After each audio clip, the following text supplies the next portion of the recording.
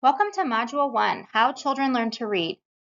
The goal of Module 1 is to build a shared statewide understanding of how reading develops and why that understanding matters across every classroom in a building. Let's start with a foundational idea. Literacy is everyone's responsibility.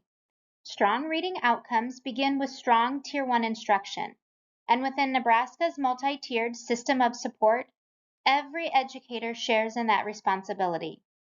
As a specialist, you extend the reading day. Content areas like art, music, PE, library, and media, technology all provide students with additional meaningful opportunities to use oral language like speaking, listening, and discussing, along with vocabulary and comprehension skills in settings beyond a reading block. This training is not asking you to teach reading, and you are not being asked to deliver reading lessons. This is about building an awareness so that literacy is reinforced naturally and authentically in what you already do every day. I'm sure you've heard the term science of reading. At the NDE, we use this definition from the Reading League. A few key ideas I'd like to highlight in the definition. The science of reading is not a curriculum, it's not a program, or the latest educational trend. Science of reading is a vast interdisciplinary body of scientifically based research developed more than 50 years ago. This research comes from fields like education, psychology, neuroscience, and linguistics, and it includes thousands of studies conducted across multiple languages and countries. At its core, the science of reading means we don't rely on opinion, trends, or personal preferences when it comes to teaching reading.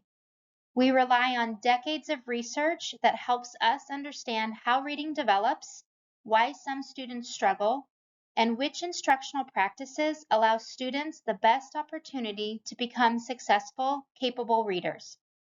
As we move through the learning, this will become the lens we use to think about literacy. What does the evidence tell us about how children learn to read? And just as importantly, how can each of us, regardless of the content area we teach, use that knowledge to better support students? By the end of this training, our hope is that you not only have a stronger understanding of the research grounded in the science of reading, but recognize the many ways you already are contributing to students' literacy development and discover new opportunities to make those contributions even more intentional.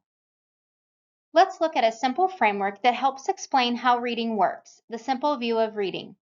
As the name suggests, it gives us an easy way to think about the two essential parts that must come together to create successful, skilled reading or reading comprehension.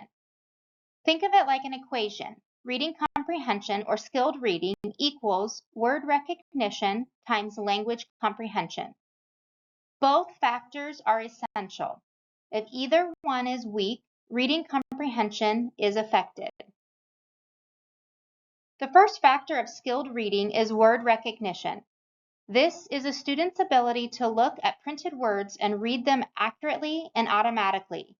Word recognition is built through several foundational skills. Phonological awareness is the ability to hear and work with the sounds in spoken language.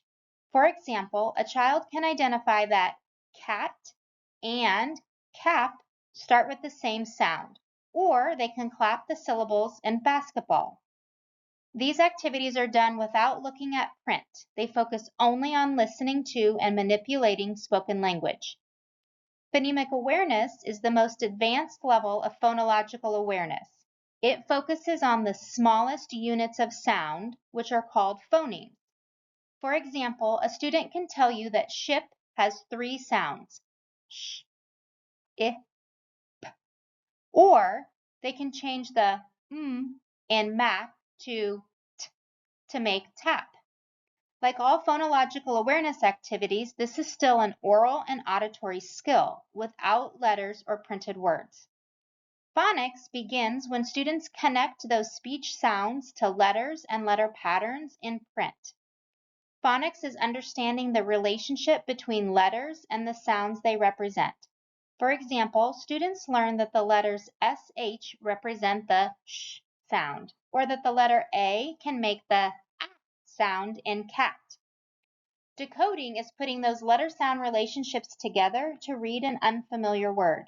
For example, a student sees the word sunset for the first time and sounds it out to read the word accurately. Together, these skills allow students to recognize the words on the page. The second factor to our equation is language comprehension. This is the ability to understand the meaning of the words that have been read. Language comprehension develops through several interconnected skills. Vocabulary is knowing what words mean. Understanding the word predict helps a student follow directions or discuss a story. Background knowledge is what students already know about the world. A student who knows about farms will better understand a book about harvest season. Language structures such as grammar and sentence structure help students make sense of increasingly complex language. For example, understanding that, although it was raining, they played outside means the game still happened despite the rain. Verbal reasoning allows students to infer, connect ideas, and think beyond the literal meaning of a text. For example, recognizing that a character slammed a door because they were angry, even if the author never says so directly. And finally, literacy knowledge includes understanding how books, stories, informational texts, and print work. So knowing that headings organize information or that stories typically have characters, setting, and plot. When both word recognition and language comprehension are strong, students become skilled readers. As we mentioned, the simple view of reading is like a multiplication equation. The two factors, word recognition and language comprehension, have to work together, not independently. So think about the zero property of multiplication. Any number multiplied by 0 equals 0. The same idea applies here. If one part of the equation is weak, overall reading comprehension is affected. Let's look at an example. A student may be able to read every word accurately, but not understand what they read. Even though word recognition is strong, they are not yet a skilled reader because language comprehension is limiting their understanding. Another student may have an excellent vocabulary, strong background knowledge, and understand complex conversations, but struggle to decode the printed words on the page. Even though language comprehension is strong, they are not yet a skilled reader because word recognition is limiting their ability to access the text. In both cases, reading comprehension breaks down, but for very different reasons. That's why it's important to consider both factors of the equation when we think about how students learn to read. Even though you don't teach reading directly, you help build the vocabulary, the background knowledge, language, and learning experiences that strengthen one half of this equation every day. Let's stop for a minute and see how this works in practice. Remember our multiplication example. Word recognition times language comprehension equals reading comprehension or skilled reading. If one of those factors is weak, it affects the overall outcome. On the slide, you'll read 4 short student snapshots. As you read each one, ask yourself a simple question. Which factor seems to be getting in the way, word recognition or language comprehension? Let's look at the first one together. Marcus reads grade level text smoothly and with good expression, but when he's asked what happened in the story, he can only recall a few disconnected details. Even though Marcus is reading the words accurately, he's having difficulty making meaning from what he read. In this example, language comprehension is the factor that's limiting his overall reading comprehension. Now it's your turn. Read through the next 3 scenarios and decide which factor seems to be the better fit. Don't overthink it. It's simply an opportunity to practice using the simple view of reading as a way of thinking about reading. When you're finished, we'll look at the answers together. Take your time with this one, pause the video, decide which factor you think is limiting comprehension for each student, and then come back when you're ready to check your thinking. Let's check your thinking together. Remember, we spotted the factor with Marcus. He was an example of missing language comprehension. He could read the words accurately and fluently, but he was not making meaning from the text. Ava is an example of word recognition. She understands the concepts and vocabulary when she hears them, but decoding the printed words is the challenge. Diego is an example of language comprehension. Even though he can read the words on the page, he is not connecting them to meaning. And finally, Priya is an example of word recognition. When information is presented orally, she understands it well. Reading that same information independently requires much more effort. The overall important takeaway with this activity is that recognizing two students can both appear to be struggling with reading, but for very different reasons. Let's keep learning. The simple view of reading taught us that reading comprehension depends on two essential parts: word recognition and language comprehension. Before we look at our next model, let's pause and see what you can remember. Think about word recognition. Name one skill that supports word recognition. Take a moment to jot it down in your journal or on your note taker.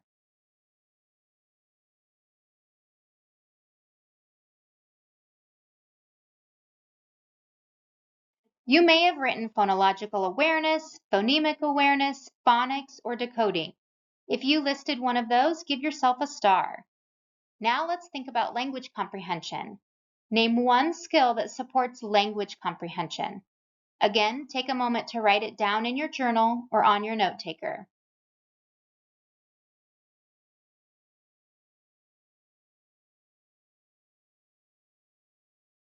You may have written vocabulary, background knowledge, language structures, verbal reasoning, or literacy knowledge. If you listed one of those, give yourself a star. Those are the same skills you will see woven together in our next model, Scarborough's reading rope. Scarborough's reading rope takes the simple view of reading one step further. Instead of showing us just the two big parts of reading, it shows us the individual strands that make up each part. Imagine reading as a rope. Each strand represents a different skill that develops over time. The strands on the top support language comprehension, while the strands on the bottom support word recognition. As students learn and practice these skills, the strands become stronger and more tightly woven together. Eventually, reading becomes more automatic. Students spend less mental energy figuring out the words and more energy understanding, learning, and making meaning from what they read. Many of the strands on the top half of the reading rope are strengthened every day by educators in classrooms like yours. Let's think about this in your own setting. A PE teacher builds vocabulary by teaching words like balance, rotate, accelerate, or coordinate while connecting those words to movement. A music teacher develops students' awareness of sounds, rhythms, patterns, and sequencing. An art teacher expands background knowledge and language by discussing artistic techniques, historical periods, and describing observations using precise vocabulary.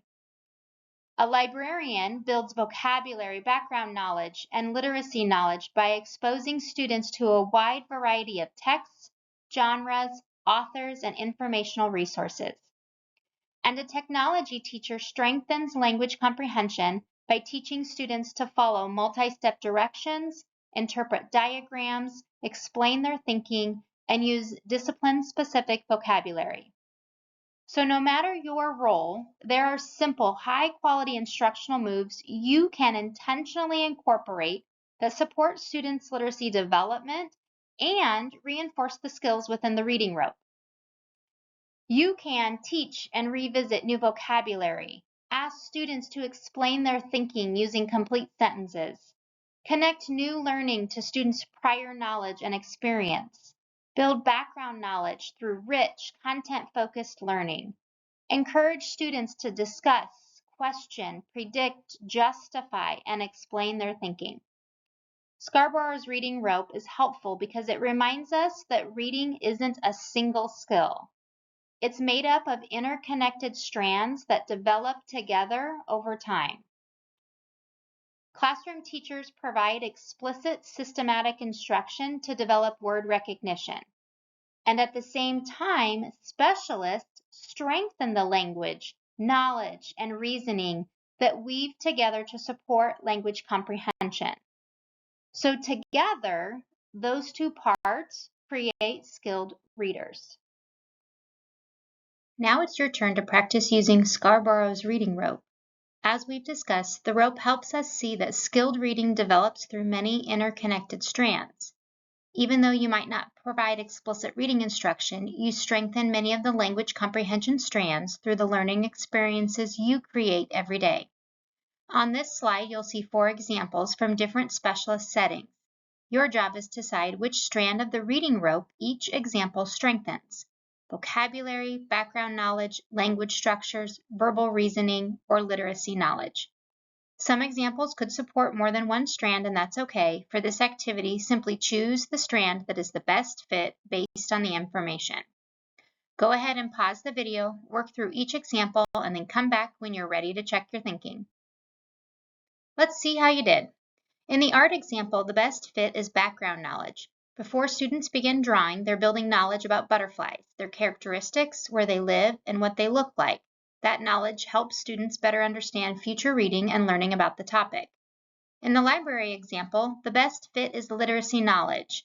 Looking at the cover, title, and author's name helps students understand how books work and builds concepts about print and text. In the technology example, the best fit is verbal reasoning. When students explain their thinking and justify the choices they made, they're using language to organize ideas, communicate their reasoning, and make meaning. Finally, in PE, the best fit is vocabulary. Teaching and revisiting words like hop, skip, and gallop expands students' understanding of language and gives them the words they need to describe movement. If you found yourself thinking that some of these examples could fit more than one strand, you're right. The strands in Scarborough's reading rope work together just like the strands in a rope. What we hope you recognize is that you are already supporting many of those strands through the instruction you provide every day. Understanding these strands allows you to be even more intentional about the language, knowledge, and thinking you build within your content area. It doesn't have to be a separate literacy lesson.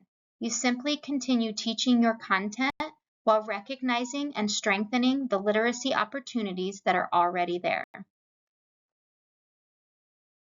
So far, we've talked about what skilled reading requires. The simple view of reading introduced the 2 essential components: word recognition and language comprehension. Scarborough's reading rope showed us the individual strands that make up these 2 components and how they become tightly woven together as students become skilled readers. Now you might be wondering, why do skills like phonological awareness, decoding vocabulary, background knowledge matter? And the answer comes from neuroscience. Researchers have learned that our brains are naturally wired to learn spoken language, but they are not automatically wired to read. Reading is something the brain has to learn by creating new connections between print, speech, and meaning. The image on your screen shows some of the major brain regions involved in the process of learning to read. Notice the different parts of the brain each have an important job. Some areas help us recognize letters and printed words. Others help us hear and work with the sounds in spoken language. Others connect those words to vocabulary, background knowledge, and meaning. As students are provided explicit systematic reading instruction paired with multiple opportunities to practice, these brain regions begin working together more quickly and efficiently. The neural pathways become stronger and reading becomes more automatic. Instead of students spending all of their mental energy figuring out the words, students can focus on understanding what they read. An important discovery from neuroscience is that the brain changes with learning, meaning that reading ability is not fixed. With explicit and systematic instruction, meaningful practice, and supportive learning experiences, the brain literally builds its own stronger connections over time. So why is this important for you? Well, it reinforces the foundational idea that literacy can be supported across all contexts. Literacy development doesn't happen one time a day. Every meaningful conversation, every new vocabulary word, every opportunity to build background knowledge, explain thinking, or connect ideas strengthens the language networks that support reading comprehension. The simple view of reading, Scarborough's reading rope, and the reading brain all tell the same story from different perspectives. Reading is a learned process. It's built over time through intentional instruction and learning experiences across a student's entire school day. We've just learned that reading depends on several parts of the brain working together. Those connections don't exist automatically. They have to be built over time through learning. Think of this like walking through a field of tall grass. The first time you walk across the field, there's no clear path. It takes effort because you're creating the trail. But each time you walk the same route, the path becomes easier to follow. Eventually, it's well-worn and easy to travel. That's very similar to what happens in the reading brain. Every successful opportunity to connect letters, sounds, words, and meanings strengthen those neural pathways. On the left side of your screen is the brain of an emerging reader. The same brain regions are present, but the connections between them are still developing. Reading requires considerable effort because the network is still under construction. On the right is the brain of a skilled reader. Those same regions are now connected by stronger, more efficient pathways. Recognizing words has become increasingly automatic, allowing the brain to devote more attention to comprehension, learning, and thinking. This growing understanding of how the brain learns to read has changed many of our beliefs about reading instruction, including memorization. At one time, some believed that students learned certain reading skills, like high-frequency words, by memorizing what the whole word looked like. Neuroscience has shown us that the brain doesn't actually work that way. Instead, each successful connection between a word's letters, sounds, and meaning forms the brain's neural pathway. Over time, those repeated connections allow the word to become stored in long-term memory and recognized instantly, hence word recognition. This process is called orthographic mapping.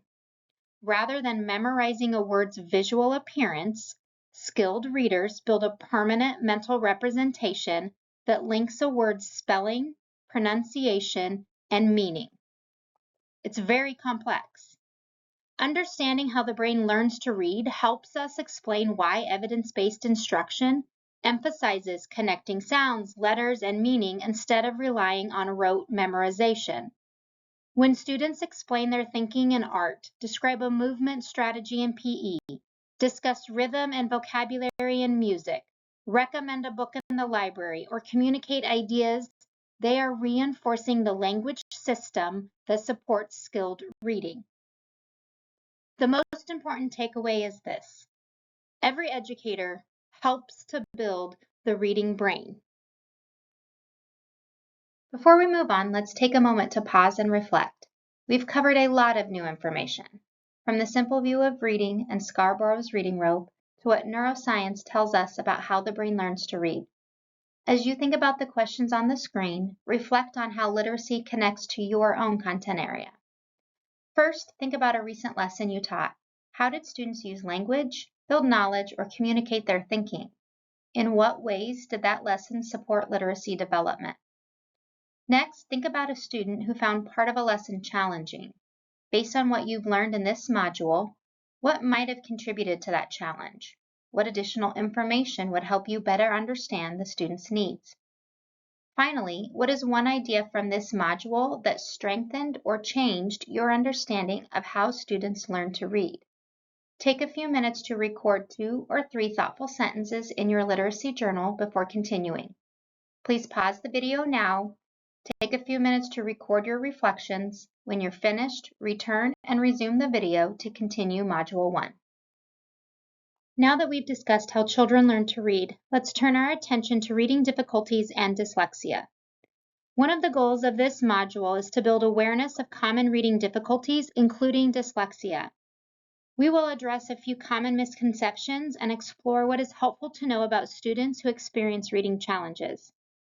We'll also consider the unique experiences of multilingual learners and how language development influences reading, as well as the strengths and needs of high ability and twice exceptional learners.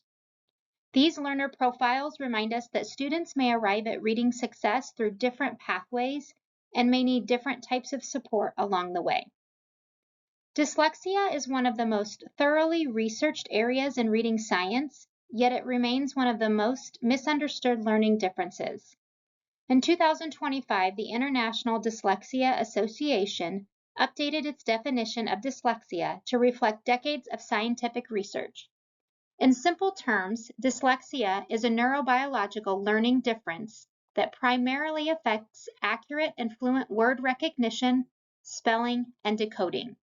These difficulties are not caused by low intelligence, poor motivation, or lack of effort. Instead, they result from differences in how the brain processes the sounds in spoken language and connects those sounds to print. There are 4 important ideas from that definition that I'd like you to remember as we move through this. First, dyslexia is common. Current estimates suggest that approximately 10 to 20% of the population has dyslexia. That can be as many as 1 in every 5 students. Dyslexia occurs along a continuum, from mild to more significant, and it occurs across all levels of intelligence. Students with dyslexia are bright, capable learners who simply learn to read differently. Second, dyslexia has biological roots. It is a language-based learning difficulty that results from a combination of genetic, neurobiological, and environmental influences that interact throughout the development. In other words, dyslexia is not caused by poor teaching, lack of effort, or not reading enough at home.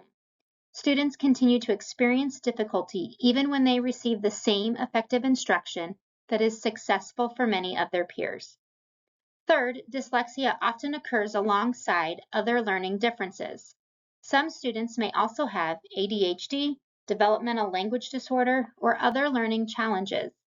Every student has a unique learning profile, which is why educators look at the whole learner to understand how best to provide support. Finally, the most encouraging finding is that effective instruction works.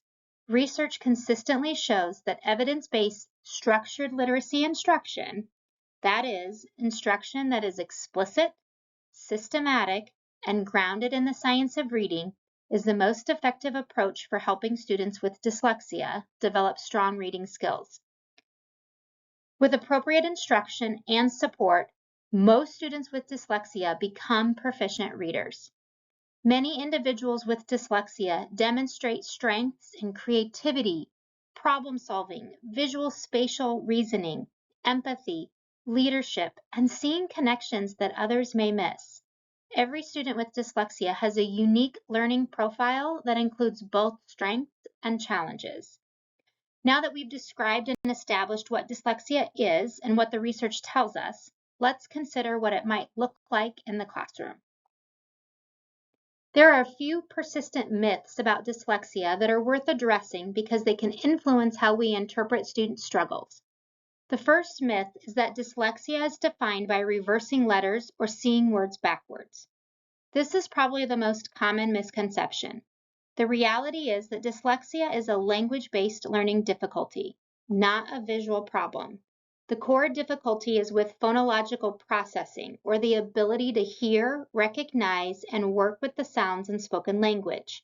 While some young children may occasionally reverse letters as they learn to write, letter reversals alone are not what defines dyslexia.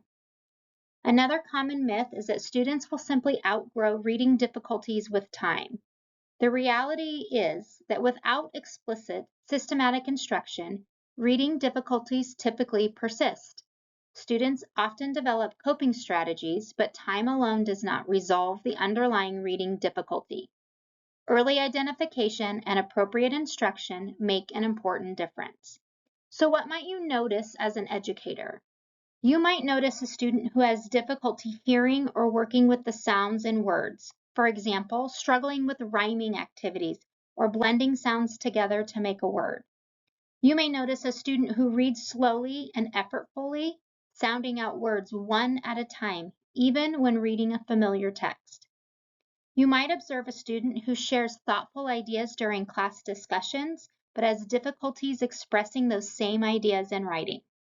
Some students may struggle to remember or follow multi-step directions or complete tasks that require a sequence of steps without additional support.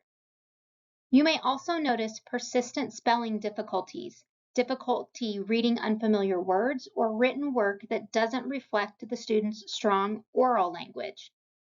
Some students may avoid reading or writing activities altogether or become frustrated or fatigued when literacy demands increase. So it's important to remember that no two students with dyslexia look exactly alike. A student may demonstrate some of these characteristics, many of them, or only a few. And these observations alone do not mean a student has dyslexia. Because specialists often see students in different learning environments, your observations can add an important perspective. Sharing patterns you notice with the classroom teacher or your school's literacy team contributes to a more complete understanding of the student and helps ensure they receive appropriate instruction and support. Multilingual learners are another group of students whose reading experiences may look different, but for very different reasons. Multilingual learners are students who are learning more than one language or who speak a dialect of English that differs from the language most often used in school. They may sometimes struggle with reading in English, but those challenges are often related to developing proficiency in a new language, not to difficulties learning to read. Language development and reading development are closely connected for every student, but that connection is really important for multilingual learners. As students develop proficiency in English, they are also building the vocabulary, language structures, and background knowledge needed to understand what they read. A student may fully understand a concept, yet still needs support with the English words or sentence structures used to express or explain that understanding. That is very different from a word recognition difficulty like dyslexia. One of the most important ways we can support multilingual learners is by intentionally building oral language. Speaking and listening provide the foundation for language comprehension, which is an essential part of skilled reading. Every conversation, discussion, explanation, or opportunity to use new vocabulary helps to reinforce that foundation. Many of these opportunities exist in your classroom every day. When students describe a movement in physical education or explain a choice they made in an art project, discuss rhythm and tempo in music, participate in conversations about books, they are developing oral language. They're expanding their vocabulary and they're building background knowledge that helps support reading comprehension. These are rich learning experiences that build a student's confidence using academic language while reinforcing concepts across content areas.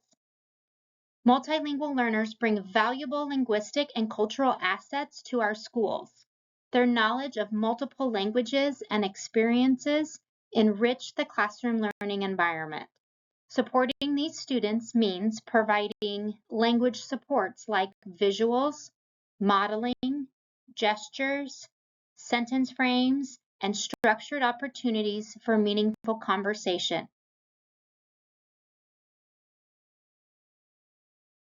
Our final learner profile is one you likely work with every day, high ability learners and twice exceptional, sometimes referred to as 2E learners.